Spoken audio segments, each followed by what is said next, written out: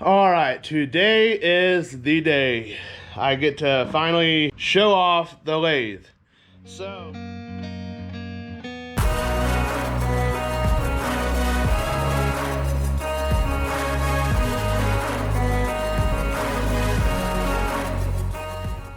I went ahead and made up a bunch of bowl blanks. I just got done getting these set up. They are layered with cedar, and I think this is black walnut. I can't remember. If someone can help me identify this wood.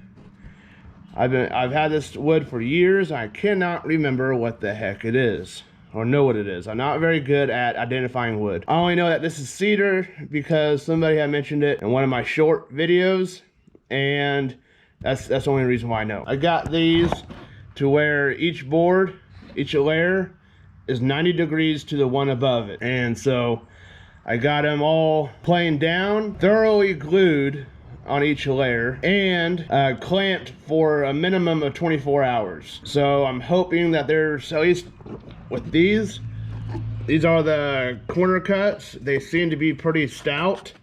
So I'm hoping that this is gonna work. I've never done this before. So I've seen it done. I've seen the bowl blanks set up like this before. So I'm hoping this is gonna work. And I also am implementing some of these, some center cut wood here and here. And I believe this is gonna turn out really freaking nice. So I'm going to do one of these today. Oh, for the video only. I got 6 of, like I said, I got 6 of them done up. I also have one of the oddball ones. I have an oddball one. This one's all of that I think is black walnut. I'm not, like I said, I'm not 100% certain. If someone can let me know in the comments, that'd be greatly appreciated. Because I got more of this beautiful freaking wood to use, and I've had this stuff for a long time, so I want to know what it's called. I'm gonna try to get one of these done up for my wife this weekend for Mother's Day. And yes, this video might be a week or so old. I don't know, depending on how I'm gonna schedule this out. So I want to get one of these done for Mother's Day for her. I also am gonna do up one for each one of us in our family plus 2, and so we'll figure out. I got the 2 others are spoken for. So I'll just go ahead and get this over to the lathe. I want to talk about the lathe a little bit. I've got an actual lathe chuck here. This is a 2.5, 2 3/4 inside span, and I think it's like 3 on the outside. This I wound up ordering online, and this pulley, as you can see, is no longer red. I wound up having to get a new pulley, and because the original one, whenever I bored out the middle for this stud, was out of center, so I wound up getting a new one, resetting it with the bearings and everything, and making it true. I think this is a 7/8, or I think it's a 7/8 bolt passing through the center. This pulley, I did wind up having to cut this back stud off and trim up the head of the bolt to be able to make it fit inside there, because this is all the room I'm dealing with right here, if not less. I got it set up to where it'll pass through. This is the stud for the chuck, and the chuck just screws onto there. I did wind up getting a real live end, an actual live end. This whole setup is not going to stay this way because there's a little bit of play, as you can see, and I think it's all done up in this little bolt right here for the adjustment. So this is not good. This is just temporary deal. Later on, this is going to be all redone. I did wind up getting a brand new motor. This is a, what was it? Smith & Jones 1 horsepower, 1800 RPM motor, farm use. I had to try to figure out pulleys and everything. And for those who don't know, let's go ahead and talk about this a little bit. I'll try to have this set up on the screen. Figure out the ratio for your pulleys. You take your drive pulley divided by your driven pulley times the RPM of your motor, and that will give you the RPM of your chuck. So in this case, it's 2.5 divided by 5 times 1800 RPM gives you 900 RPM at the chuck. And that will vary, of course, with the size of your drive pulley, regardless if this pulley is bigger than that one, if your drive pulley is bigger than your driven pulley. Because the way it works is that the smaller it is, your drive pulley is, than it is to your driven pulley, then the slower your driven pulley is. The larger your drive pulley is, compared to your driven pulley, the faster your driven pulley runs. So that's the way that works. All right, so what I have for tools is the Win set. This is just what I was able to afford. So I don't have the actual chisel for bowls, but I'm going to try to make this work. Whenever I go to start cutting on the inside, I'm probably going to use this little guy here, this one, just to get it going, because I don't really have anything else to do it, because I've been tinkering with this thing. I've done, I don't know, as you can see, I got sawdust down here. I made, I don't know, 2, 3, 4 different things off of this already. Just trying to get used to it, trying to get familiar with the equipment itself. This, I think, would be the best option for trimming out the inside. And so that's what I'm going to do. But whenever I go to do the inside, I'm going to take my largest paddle bit and bore out through the middle and start there. I'll have to watch the depth, of course, but that I'm going to make sure that it doesn't cut all the way, at least the peg doesn't cut all the way, because I want this to be at least remotely waterproof, because I want to be able to eat like even ice cream out of this, not just salads and stuff like that. I want this to be remotely waterproof, and I am going to be using Butcher Block conditioner. This is, what does it say? Food grade mineral oil and natural waxes. I wanted to do it this way because of the wax, of it being more of a sealer and more water repellent. And I'll also be running this through 600 grit, starting at 60 or 80 grit, run it up to 600. That way I can get all the tooling marks out of this and be able to do it that way. So let's go ahead and get this thing set up in the truck and go ahead and start turning. Now I have no idea if this thing is gonna blow up on me and be a total failure or be a total success. I have no idea. I've never done anything quite like this before, so we'll find out. Alright, so I want to try this without the live end because I'm having issues like crazy. So I'll try this without it. I'm going to use this bigger fluted one. I don't know how this is going to work.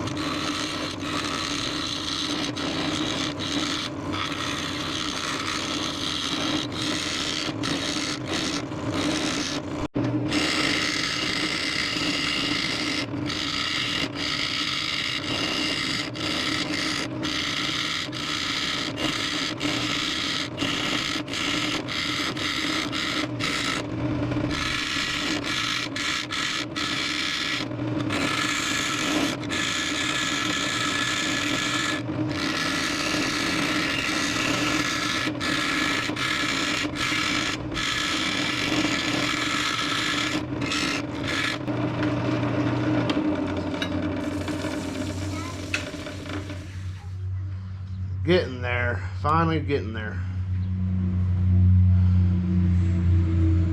Got a couple of spots, flat spots still, but close.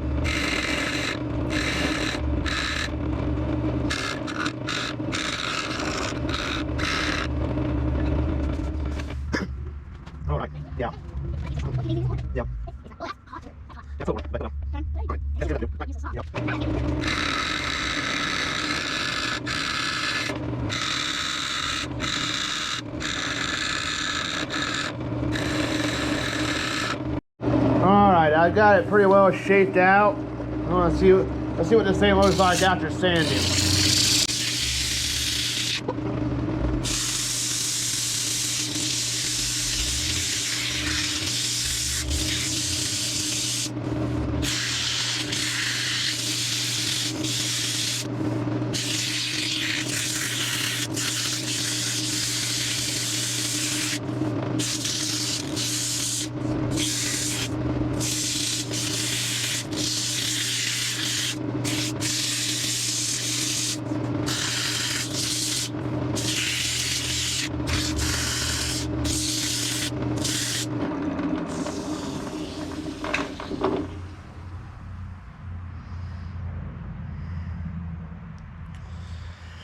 Got a bit of a crack there, so I'm gonna have to be a little careful.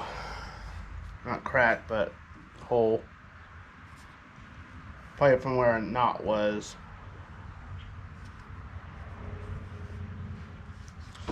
Alright.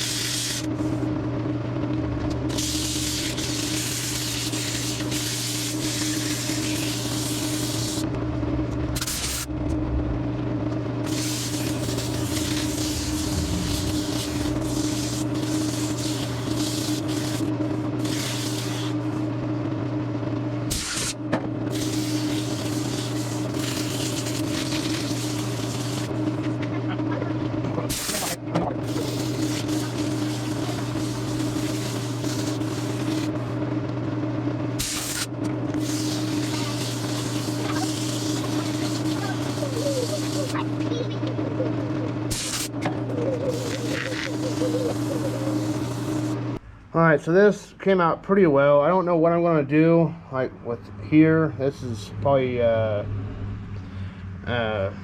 looks like termite damage to this wood here. And here was where a knot was. And so I don't know, probably going to have to keep the distance. And somehow I'd rather fill that in. I don't know how. Yeah, I ain't terribly worried about that. But it's coming out really nice. Especially with this, how it's just kind of weaving in and out. You see that? It's soft. It's pretty freaking cool looking.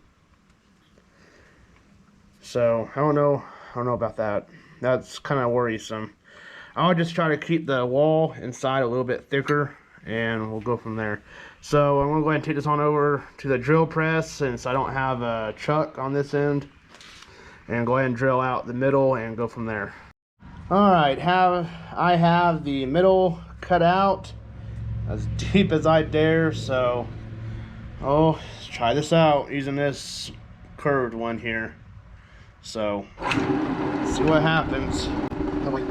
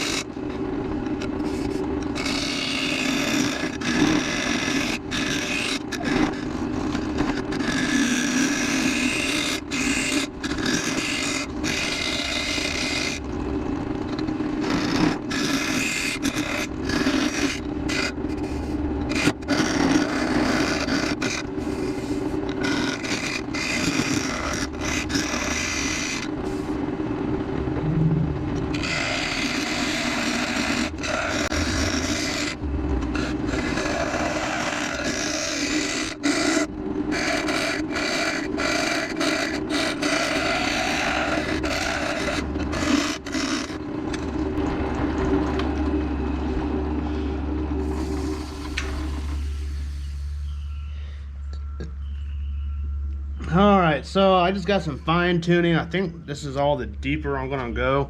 I'm at probably halfway of this ring here. So that's pretty daggone close to the bottom.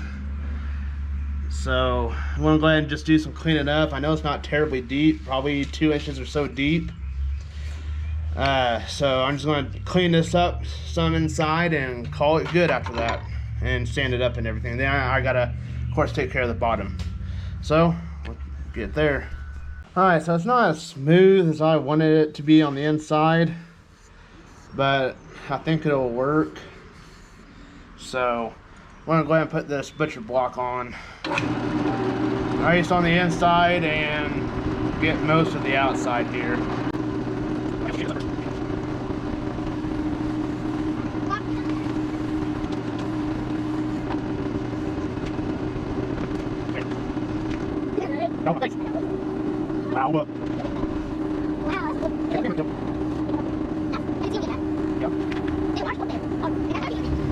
A bowl to eat out of. Wow, that looks really nice. Oh, you're making a bowl to eat out.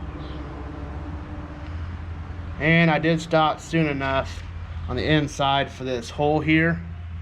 I did stop soon enough on the inside for that, so I'm gonna go ahead and try to put a little bit more in there afterwards, after I get it all finished out, along with here. So wow, that turned out really nice.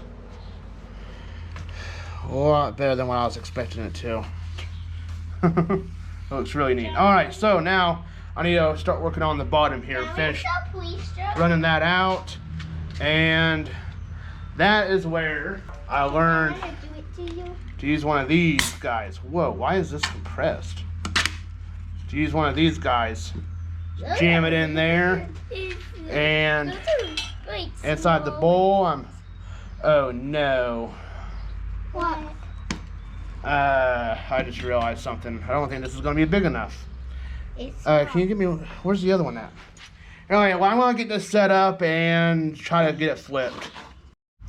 Now, I don't know how well this is going to work for my setup with the tennis balls and using this as a jam chuck, but we're going to find out.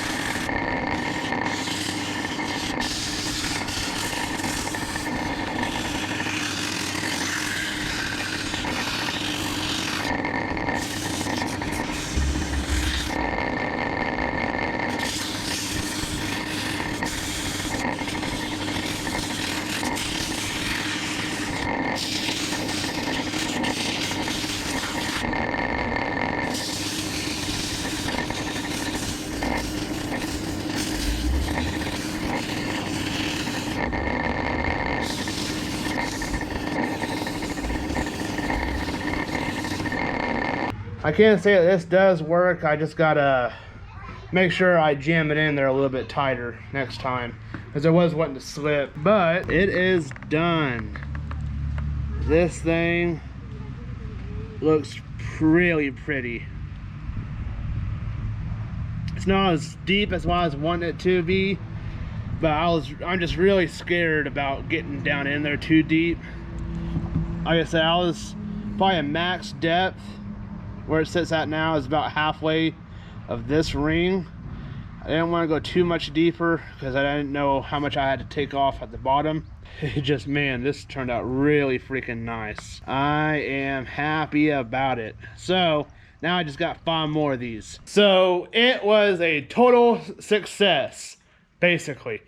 And I'm really glad this daggone thing did not blow up on me. I was really freaking worried about it, and just glad that it didn't. And I do really need to upgrade my chisels. I can tell that already, but I'm working with what I got. Man, I am happy that this thing, I'm able to actually start doing something really good on this. Next round of bowls I might make, they're probably gonna be bigger bowls. So, and I may end up doing them from the scratch as well, but man, these things are a bear to freaking put together and make sure, because it took me 2 days because of the lack of clamps. It took me 2 days just to get them all glued together and everything, because they're waiting for it to cure and everything. So it's it takes a while, but I also don't want to use up the money that I don't have to buy bowl blanks that I don't need to get, because I can make my own bowl blanks.